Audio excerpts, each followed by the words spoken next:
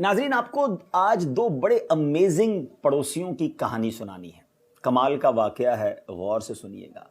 ایک پڑوسی تھے، بہت بڑا نام ہے، مگر ان کے برابر میں ایک غیر مسلم کا گھر تھا، یہودی کا گھر تھا۔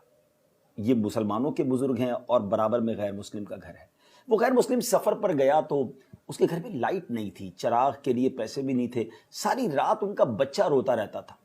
یہ جو نیک بزرگ تھے انہوں نے پوچھا کہ معلوم تو کرو کہ کیوں بچہ روتا ہے۔ برابر سے پتہ چلا کہ بچہ اس لیے روتا ہے کہ ساری رات اندھیرا ہوتا ہے اور اندھیرے میں بچہ گھبرا جاتا ہے۔ ان بزرگ نے کیا کیا کہ روزانہ رات ان کے گھر چراغ بھجوانا شروع کر دیا۔ ساری رات بچہ سکون سے سوتا۔ جب وہ یہودی سفر کر کے واپس آیا اور اس کے گھر والوں نے اسے واقعہ سنایا کہ ہمارے پڑوس میں جو مسلمانوں کے بزرگ رہتے ہیں وہ ہمیں روز چراغ بھجواتے رہے اور ہمارے بچے کو سکون پہنچاتے رہے، اس غیر مسلم کو یہ خیال آیا کہ کتنی عجیب بات ہے کہ ہمارے برابر میں مسلمانوں کے اتنے بڑے بزرگ رہتے ہیں اور اتنے اچھے اخلاق ہیں، اور ہم ہیں کہ اسلام سے دور رہ کر زندگی گزار رہے ہیں۔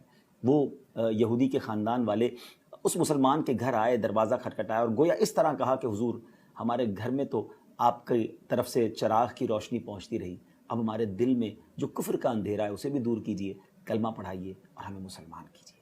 ناظرین، آپ جاننا چاہیں گے وہ بزرگ کون تھے؟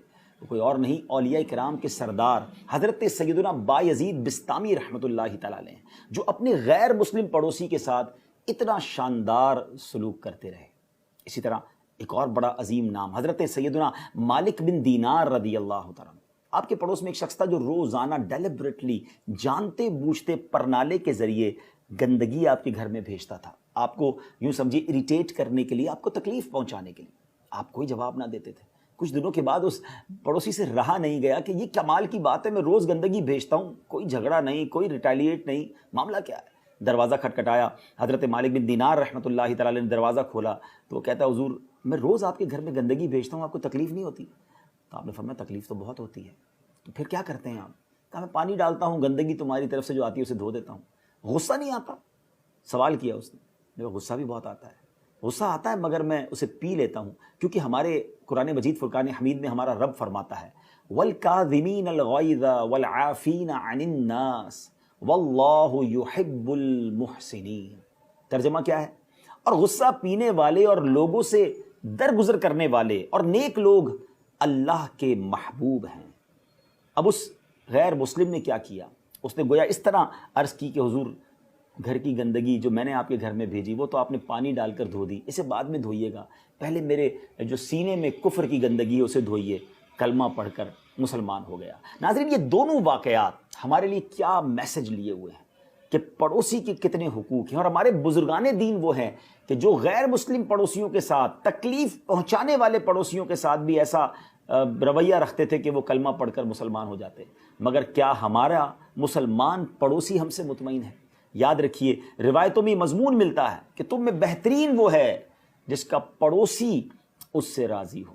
کیا ہم ایسے ہیں کہ ہمارا پڑوسی ہم سے خوش ہو، پڑوسی ہمارے بارے میں اچھے الفاظ ادا کرے؟ میں آپ کو ایک حدیث پاک آخر میں سناتا ہوں۔ نبی پاک علیہ الصلوۃ والسلام نے ارشاد فرمایا، اللہ عز و جل کی قسم وہ مومن نہیں ہوتا، اللہ کی قسم مومن نہیں ہوتا، اللہ کی قسم مومن نہیں ہوتا۔ 3 بار قسم فرمائی۔ عرض کی گئی کون یا رسول اللہ صلی اللہ تعالیٰ علیہ وسلم؟ تو فرمایا وہ جس کا پڑوسی اس کی شرارتوں سے امن میں نہ ہو۔ اللہ اکبر! ذرا غور کیجئے ناظرین، یہ ہے پڑوس کے حقوق۔ اللہ کرے کہ ہم اپنے پڑوسیوں کے حقوق صحیح طریقے سے ادا کرنے میں کامیاب ہوں۔ نبی پاک علیہ الصلوۃ والسلام ایک بار صحابہ کرام کے ساتھ بیٹھے تھے، صحابہ کرام کو پڑوسیوں کے حقوق بیان کرنا شروع کیے۔ صحابہ کہتے ہیں اتنے حقوق بیان کیے کہ ہمیں یہ خیال ہونے لگا کہ نبی پاک شاید وراثت میں بھی پڑوسی کے حق بیان کر دیں گے۔ اب ہمیں یہ غور کرنا ہے، ہمارے پڑوسی ہم سے راضی ہیں، یہ تکلیف میں ہیں، اگر وہ تکلیف میں ہے تو ان کو راضی کر لیجئے، کیونکہ پڑوسی راضی تو انشاءاللہ رب بھی راضی۔ اللہ پاک ہمیں پڑوسیوں کے حقوق ادا کرنے والا بنائے۔